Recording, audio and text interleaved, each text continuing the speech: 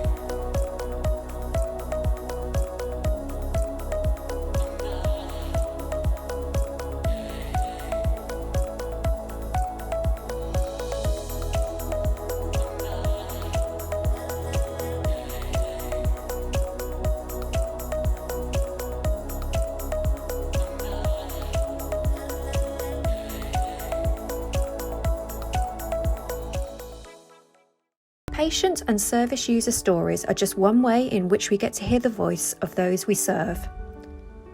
Here's our Executive Director of Nursing, Kenny Lang, to introduce our next item. Many thanks, Claire.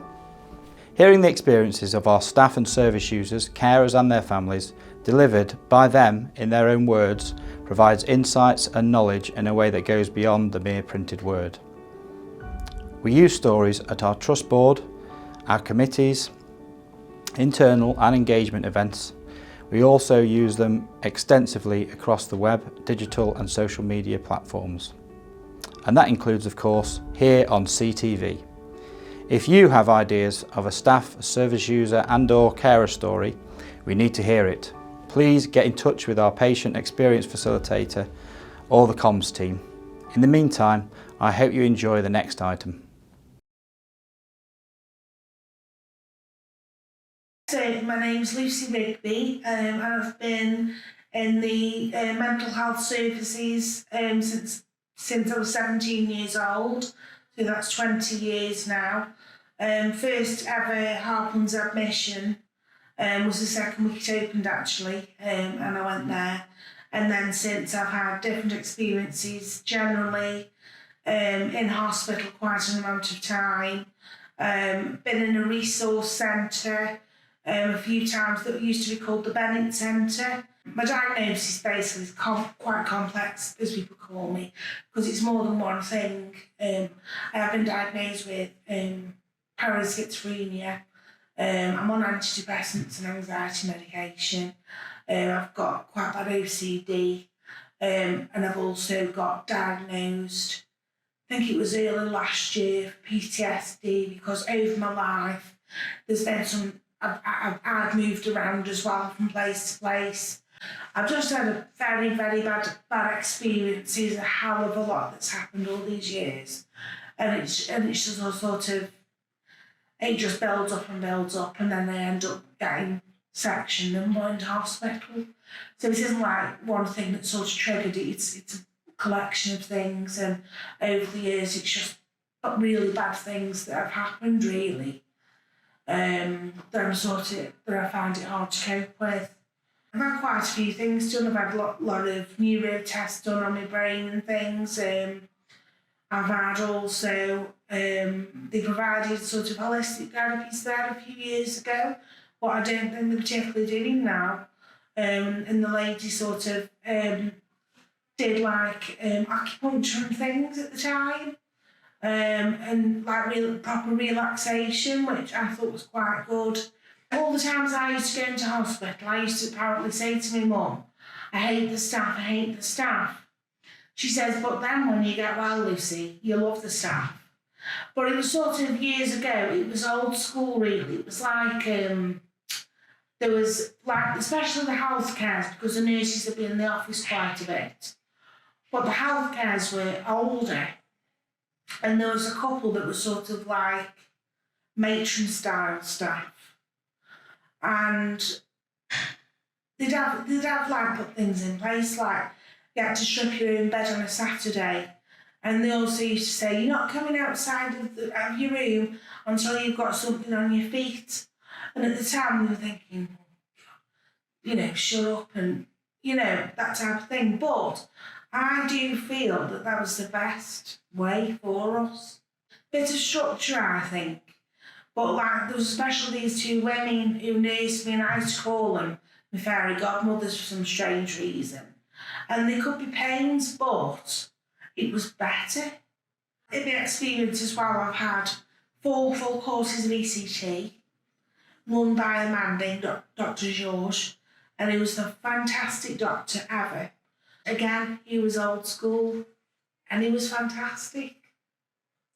I'm not sort of saying, get rid of all the young ones and get the older ones out. I just feel like I keep saying there's something missing. That sort of special ingredient is missing. But I can't sort of say what the answer is really. But it's like the staff who found out that, you're there, and I knock on my room one night and it was a night shift. He says, hi Lucy, I would say it's nice to see you, but not in these circumstances. And you've got people like that who nurse you when you're younger and come and check on you, looking after you, they say, and it's that kind of thing that makes you feel so nice. It's a bit of comfort in a way, seeing a family face and they're quite nice to you because you're going through hell in your mind.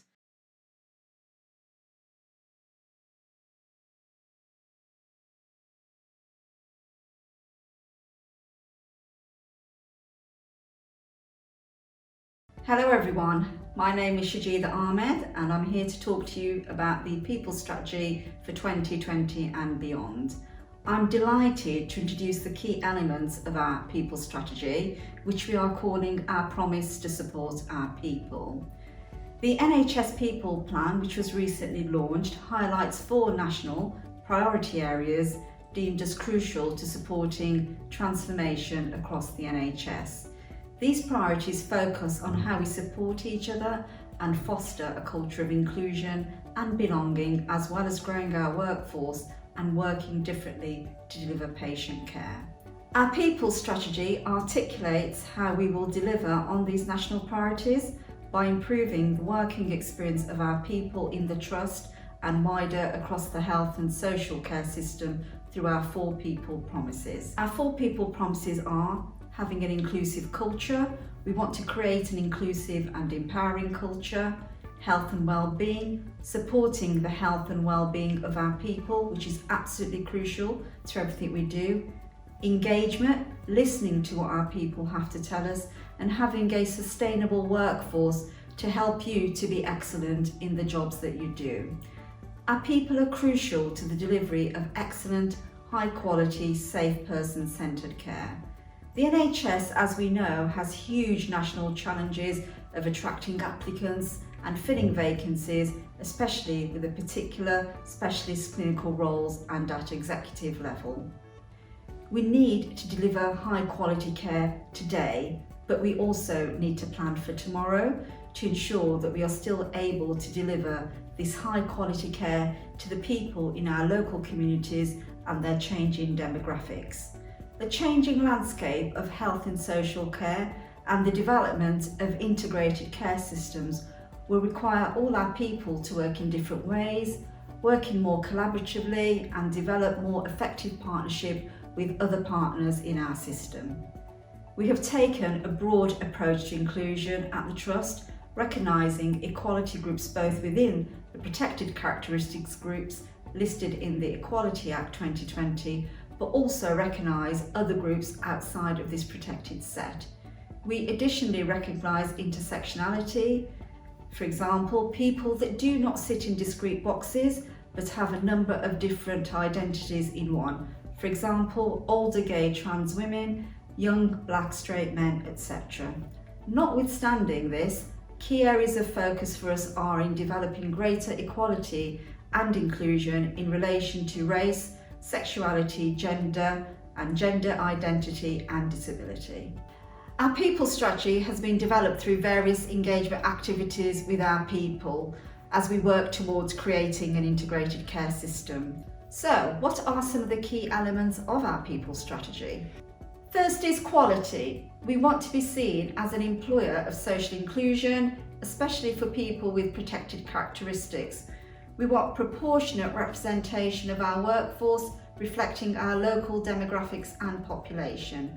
We want a climate of inclusion where people feel able and supported to disclose their background, and where the Trust works hard to achieve a culture of support and inclusion.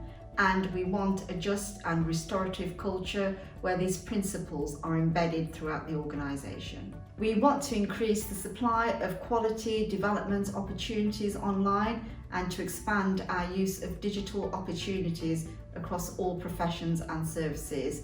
We want to improve progression opportunities. Our talent strategy will be successfully embedded in the organisation, so our approach becomes ingrained in our culture and our ways of working. Talent metrics will help improve the quality of succession and workforce planning, and we will enable managers to have high quality talent conversations with their staff. For our people, the most important thing is to look after them with a comprehensive health and well-being offer which is sustained on a long-term basis. The health and well-being of our people is pivotal in terms of delivering on our people strategy, but equally our leaders are pivotal in creating this environment and culture within our teams.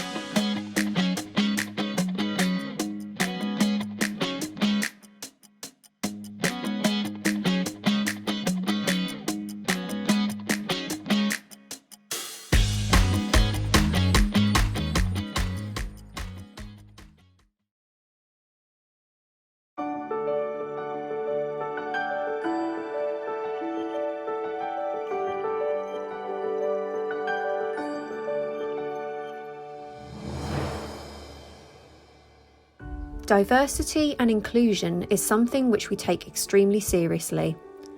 Here's our Director of People, OD and Inclusion, Shajida Ahmed, to introduce our next item. Thank you so much, Claire. As Claire has said, diversity and inclusion is indeed something to which we attach enormous importance. Our Inclusion Spotlight section on CTV is our chance to showcase some of the amazing initiatives underway at Combined. It's also a platform where we can highlight important issues and topics which we think need to be shared and understood. This is all part of our mission to be outstanding in all we do and how we do it. I hope you enjoy this next item.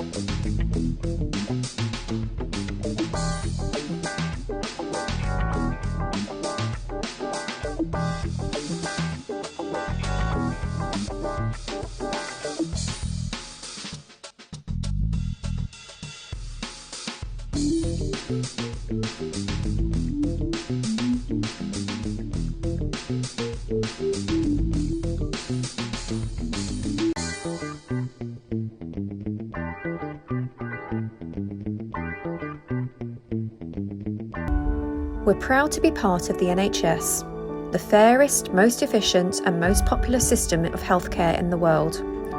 Here's just some examples of what's going on around the wider NHS this week.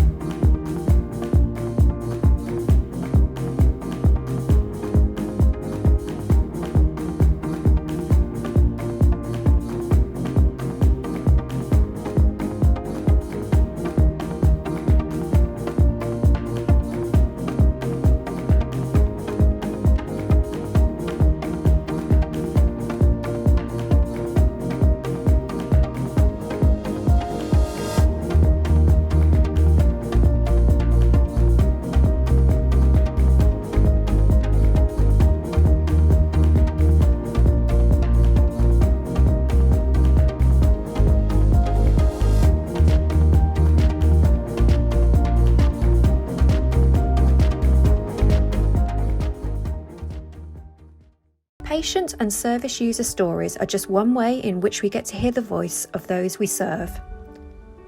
Here's our Executive Director of Nursing, Kenny Lang, to introduce our next item. Many thanks, Claire. Hearing the experiences of our staff and service users, carers and their families, delivered by them in their own words, provides insights and knowledge in a way that goes beyond the mere printed word. We use stories at our trust board, our committees, internal and engagement events.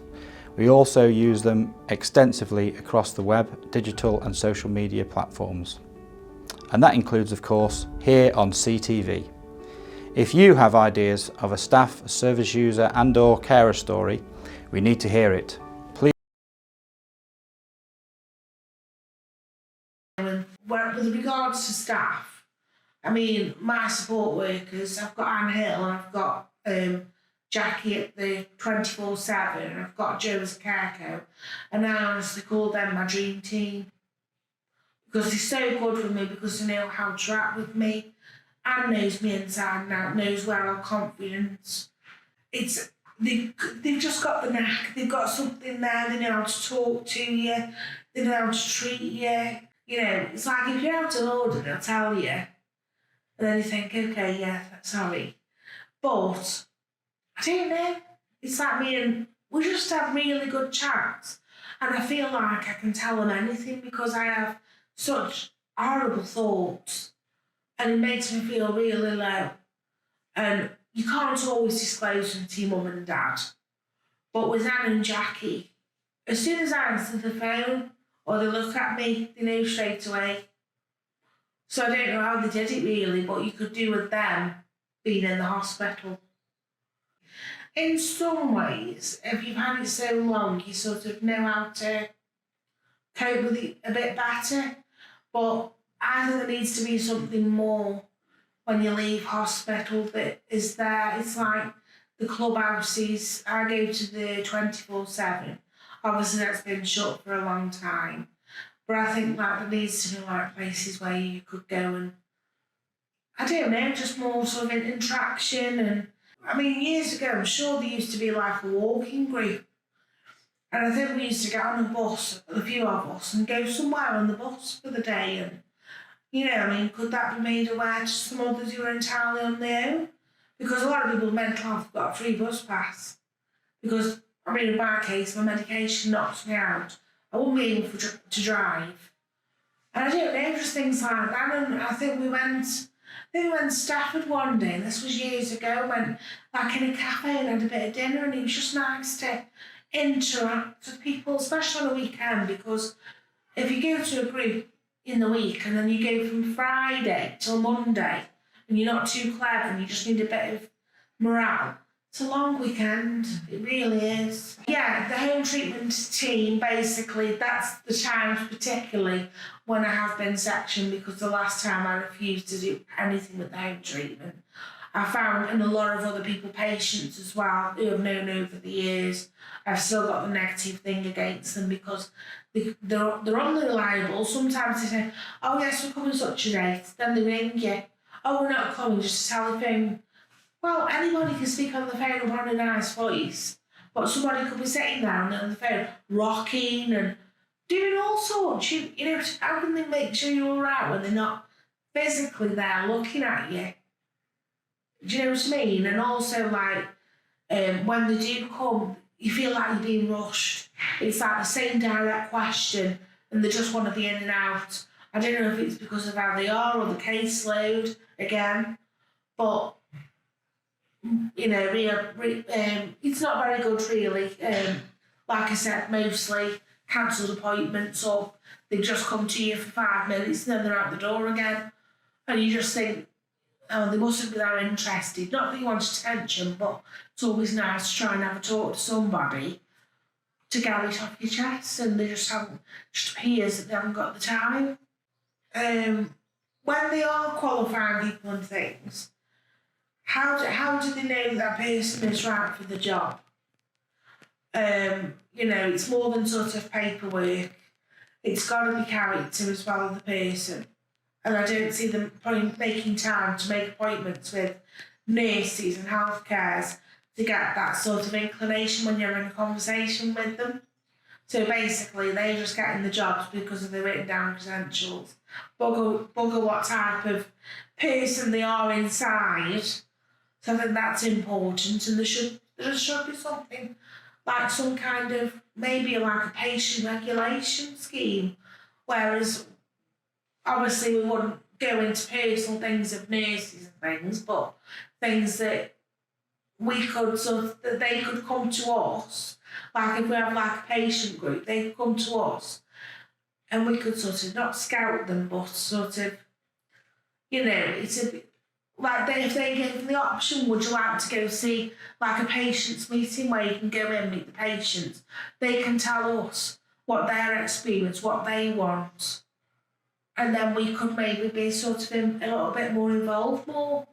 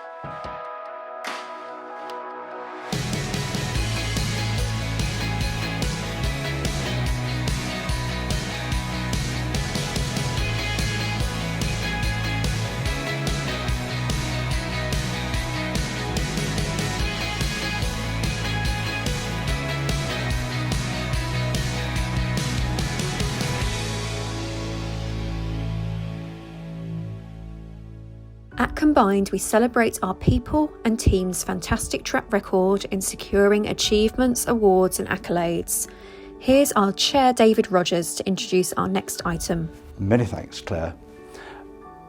As Claire said, at Combined Healthcare, we're always keen to celebrate the fantastic things that our people and teams do. Whether that's delivering brilliant, compassionate care, developing innovations and new services, or securing external or national recognition. One of my most pleasurable experiences each year is hosting our annual Reach Awards, our showcase event. But we don't just want to celebrate achievement once a year. We want to do it continually, and CTV is one way in which we're able to do so. I hope you enjoy this next item, which gives you just one further example of just how and why we are proud to be outstanding in all we do and how we do it. So, hello, I'm Zoe Grant, Head of Nursing Professional Practice here at North Staffs Combined. So today we've held an event for our up and coming newly qualified nurses. So it's all of our Year 3 students who have dedicated all of their time and energy with us throughout their journey as student nurses. We wanted today to be both a recruitment event, but more importantly a celebratory event. So we wanted to congratulate them for the success and the achievements they've made so far. And we also wanted to give them an opportunity to let us know where they want to work within North Staffs Combined. And we've used that as that recruitment event today. The students that have attended today have been absolutely awesome. They've contributed so well. They've been really well engaged. It took them a while to relax into the day, and I think that was just about giving them the opportunity just to actually take some time for themselves, because it's not actually something that students get an opportunity to do when they're actually working placements, studying, dissertation, home life. So we've set a day for them where they can actually have a bit of space, relax, engage, interact, and I think they've responded exceptionally well. So by the time we got to the assessment centres this afternoon, we saw some happy, skilled, joyful, experienced future nurses around that table.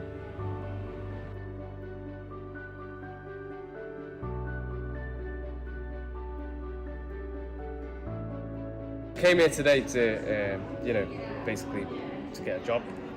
We did a lot of activities today. Yeah, it was really good. Yeah. I did. It has really empowered me today, and for me to make my decision, because I came here undecided, because I'm doing my placement with the private sector now, and I really like it there, and they really want to take me, but I said, let me just come and see what Combined can offer me, and that's changed my mind, so I'm going to stay with Combined. I thought today was absolutely amazing. It's really eye-opening to see what the Trust can offer and the opportunities us as newly qualified nurses can have, so I found it really beneficial and very calming experience. I love the acute side of the mental health setting. I just love how every day is a different day. All the patients are different, they have different needs, different focuses, and it's nice for me as a nurse to be able to deliver these different focuses and have that different kind of setting to a generic ward. Like, I've always had that compassion to nursing. I've got quite personal really. My dad's disabled, so I care for him, so it's always been in me, if that makes sense. Yeah. I'm really passionate about the acute. I've had experience with the PICU and being part of their recovery. Oh, it was great. They come there really unwell, and the way the nurses will support them and they'll become well, and it's so great. So being part of that is a passion for me. So I'm particular want to be in the acute session and help people recover quickly and give them the hope they need and empower them to go back to the community and live their normal life.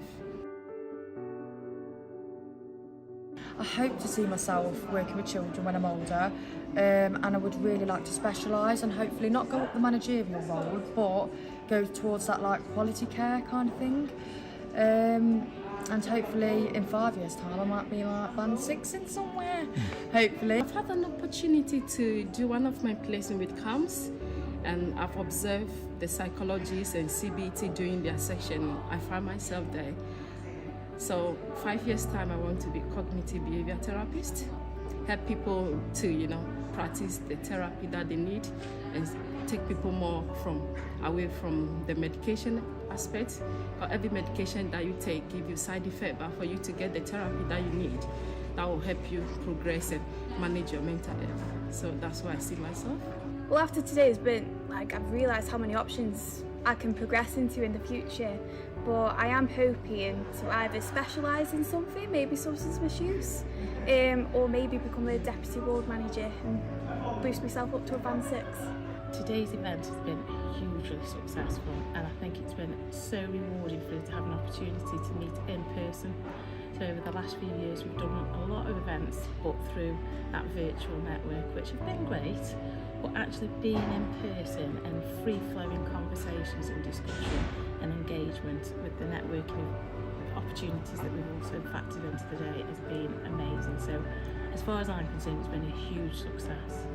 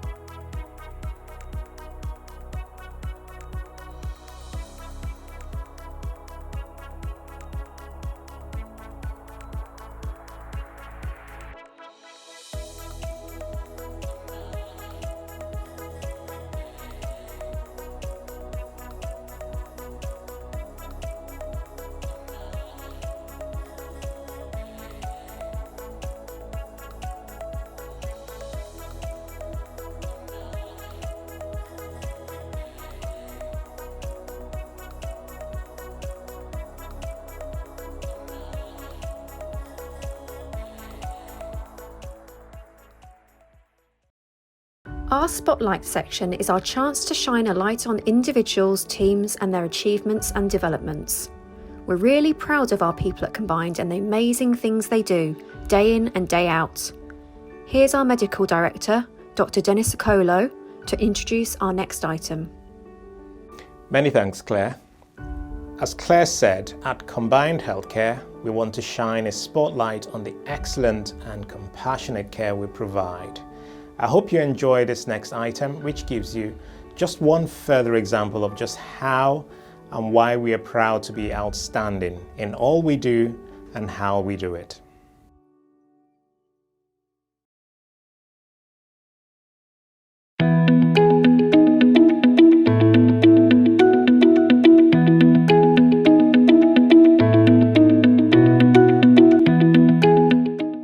It's my great pleasure to be able to give you some amazing news about the results of this year's National NHS Staff Survey.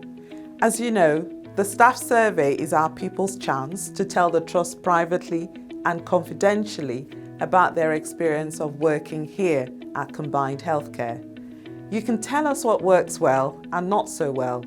You tell us what is good and what we could be better, where we need to be proud and where we need to take action. And with that in mind, we are delighted that this year more of our staff responded to the survey than at any time in our history.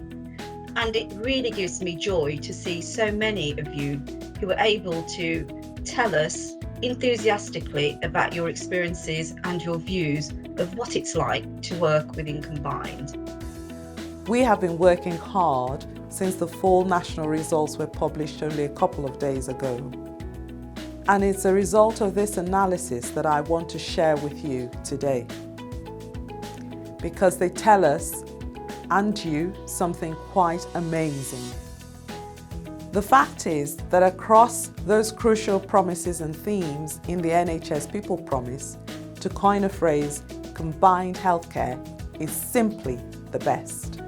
Combined is the #1 best performing trust out of all trusts in the NHS Staff Survey, over 200 of them. That's all NHS trusts, not just mental health trusts. We are the best performing trust in the entire NHS for recognition and reward. The best performing trust in the entire NHS for flexible working. We are the best performing trust in the entire NHS for staff saying we are a team. We're in the top 2 trusts in the entire NHS for staff saying they have a voice that counts. We are in the top 2 trusts in the entire NHS for staff saying we're always learning. We are in the top 2 trusts in the entire NHS for staff morale. We're in the top 3 trusts in the entire NHS for compassion and inclusion. We're in the top 4 trusts in the entire NHS for staff saying we feel safe and healthy. They are quite incredible results and a real tribute to all of you, our people. As your Chief Executive, I could not be prouder to be able to congratulate and thank you all on what you have told us. As you know, at Combined Healthcare, our continuing mission is to be outstanding in all we do and how we do it.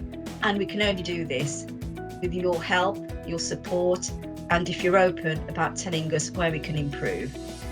These outstanding results tell us that in so many areas, we collectively and you individually are succeeding in our overall mission of being outstanding.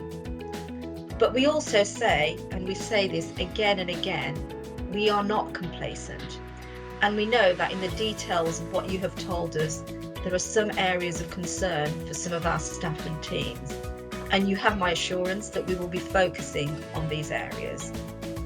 As we celebrate these amazing overall achievements, I want to reassure you that everything we do, we will be doing, taking on board everything that you've told us as a result of the staff survey outcomes.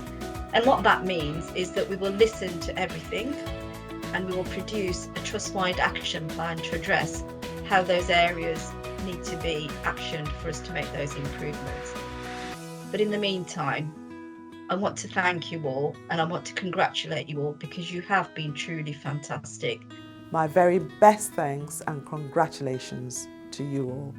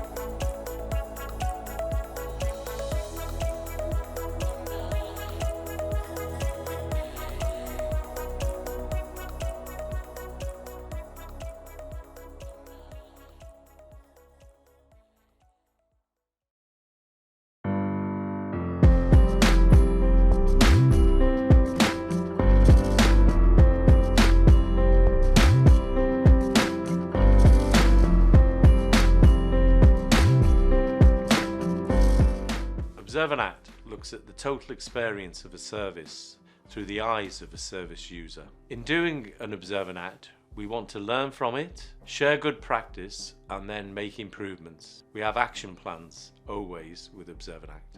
Observe and Act really is a superb tool for ensuring patient inclusion and engagement. You get the patient's perspective, the patient's viewpoint, which is completely different to the clinical viewpoint, and you get to see what really matters to the patients. For instance, at the reception point, if you have somebody who comes to the reception who may have hearing impairment or be deaf, it's interesting to see how the staff deal with those issues and how well prepared they are to make the patient feel included. I really like the Observe and Act tool because it's the little changes that we can make that we often don't see as staff members, and they can make a real difference to patient experience. People without a clinical background are given the opportunity to bring fresh eyes to an environment. We don't often have the opportunities to be able to undertake visits, so I think Observe and Act tool has given us that wonderful opportunity. Our main focus from a commissioning perspective is to quality assure all the services that we commission, and an important component of part of that obviously is the patient experience element. So for us to be able to use a tool such as Observe and Act is incredibly valuable. Very often we can get quick wins from doing a Observe and Act that can make a real difference to our service users from their experience while visiting our services across the trust. Just a slight change in the way that we deliver the service, or it can be where we position something in the waiting room. This can make a vast difference on a service user's experience within combined healthcare. Every one of us is different, and services need to be accessible to all. One thing about Observe and Act is that it shouldn't become a tick box exercise. It is a process which initiates change. You're observing the environment, you're observing communication, health and safety, you're looking for inclusion. Providing Observe and Act training for students and newly qualified staff enables them to see our services through a different perspective, through the eyes of the patient. They can also be involved in receiving and sharing feedback with clinical teams and in undertaking any actions that might be required following Observe and Act. In Shropshire, we have a whole cross-section of people who do Observe and Act, from board members, admin staff, volunteers, obviously.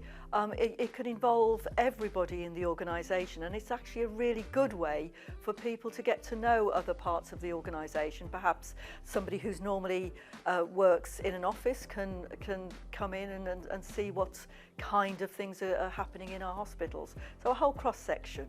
I really like the Observe and Act tool because staff receive immediate feedback on what is going well. The tool facilitates improvement, not just by providing feedback, but by giving the opportunity to plan and implement changes. I was really interested because it gives a differing view. You do the training, but actually as part of that training, you go away and do. So you learn, you do, and you go back and share how it was, what you learned, what was okay about it, what wasn't okay about it. I'm actually looking at it as a member of the public or a person accessing those services. So I go in, we start at the outside, can people find their way in, are there signs? Because quite often people will just tell you when something's gone wrong. They don't come and say, you're doing a wonderful job. You smile at everybody who comes in and they make them welcome, and you always go out of your way. But it is important that there's reinforcement of the positive things that we find. But you don't have to be afraid of saying, well, this could have been better. 4 key themes was a flexible framework was seen to be very crucial. The fact it has distinctive value, looking at the patient's perspective. Service user involvement was another crucial, it seemed to be a crucial aspect of the tool, and feedback and action plans was another theme. We're absolutely behind it as a tool and its value in looking at patient experience, and I think that's its ability or its scope, its collaborative approach. So again, not being an inspection, the sense that it's a critical friend, it's there to support the process, it's not there to criticise, and about their action plans being jointly developed with the services. I think that was absolutely crucial. Other things that came through was around the breadth of staff that can take part in Observe and Act. I think that's really crucial, the fact it's clinical staff, non-clinical staff and volunteers as well. So really, I suppose, breaking down boundaries between different areas as well, and that knowledge sharing, the kind of collective intelligence from the processes, and enhancing patient experience. So it's not an inspection, it's actually what it says on the tin. People observe and then there's actions taken based on those observations. We're all patients or potential service users, aren't we? So to be able to see a service through a patient's eye is a really, it's a different lens, it's really valuable, and will help to improve what we offer to our communities. Observe and Act tool measures different things than a lot of the other tools that are available.